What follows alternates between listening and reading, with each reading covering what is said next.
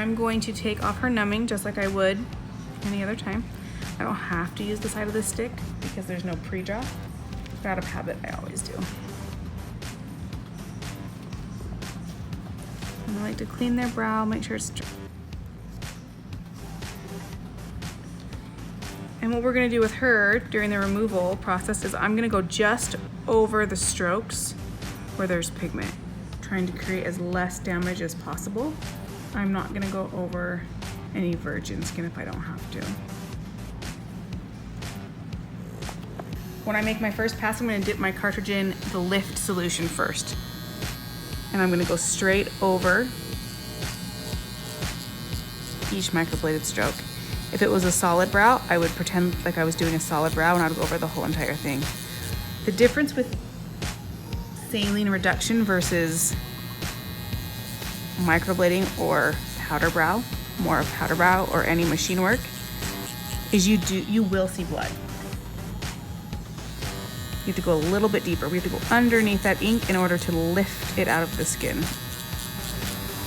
When talking with clients, you have to use the word saline reduction, not removal. Sometimes I'll say removal just so that they understand what I'm talking about, but the reason why we use the word saline reduction is because we're reducing the ink. We can't completely get 100% removal. Insurance is what requires us to say that. I'm constantly dipping in my solution just like I would ink.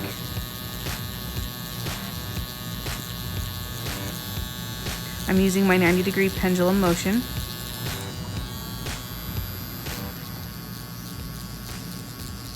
And you can see that blood's coming to the surface.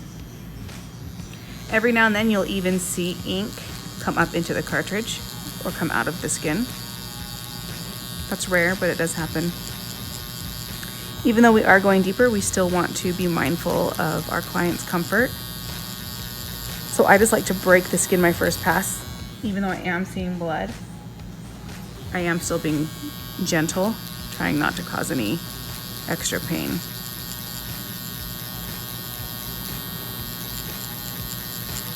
So I'm going to use that pendulum motion until I see a blood line.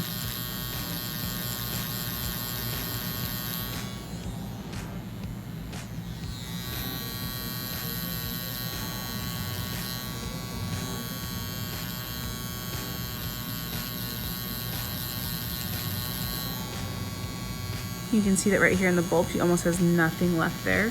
I'm not even gonna break open her skin there. I don't want to create any more damage. So we're gonna stop and just do that section of her brow. Now I'm gonna apply my numbing, my secondary. I typically like to use duration. Is the angle okay over there?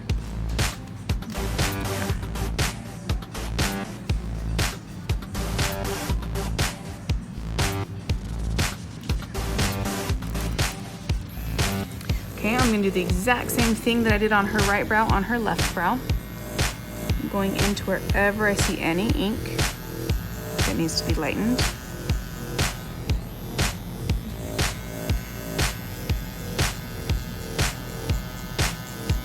Still using that pendulum motion or the whip shading. Really good 3-point stretch.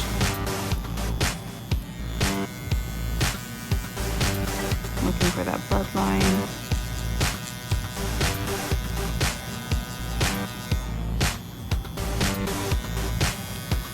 I'm going to repeat this step 3 times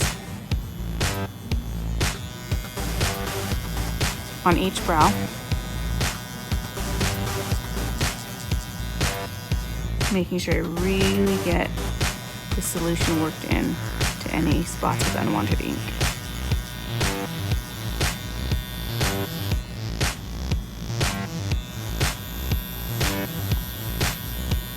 Depending on saturation, it may take several sessions.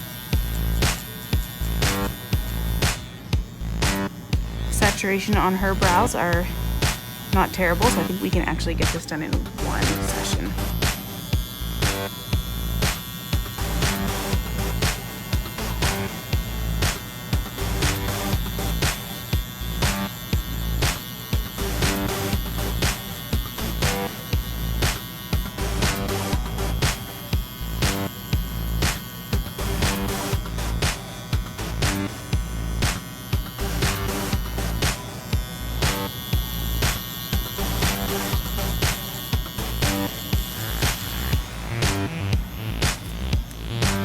getting ready to do Faith's second pass. Now I'm just going to create a little bit more of a bloodline. Now that we know she's really, really, really numb, we're able to go a little bit deeper, get more of a solution in.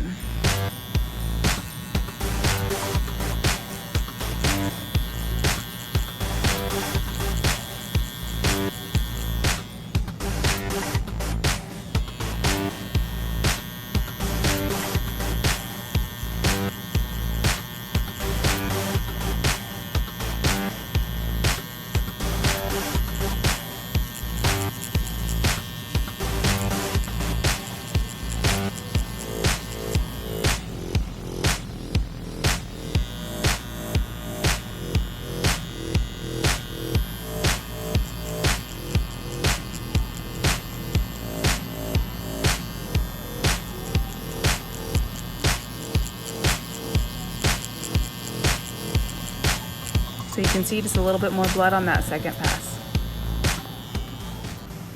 Okay, we're getting ready to do our third and final pass. You can see the skin is pretty red. Maybe a little bit of bruising. We're gonna go over it one more time, make sure we really work that pigment or the lift solution into the skin.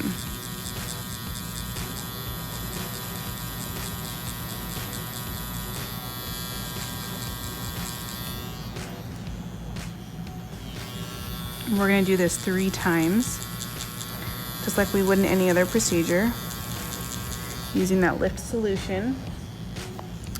And our third pass, or after our third pass, we're going to do a mask, just like we would with pigment on a microbladed brow, except we're going to put this lift solution on the brow and we're going to let it sit for 10 minutes. You don't want to let it sit for longer than 10 minutes. That's not good for the skin. It can cause more damage. It can cause scarring. So we're going to do a 10-minute mask, and that's it. And we're going to wipe off our client's brows. And we're going to give them our aftercare.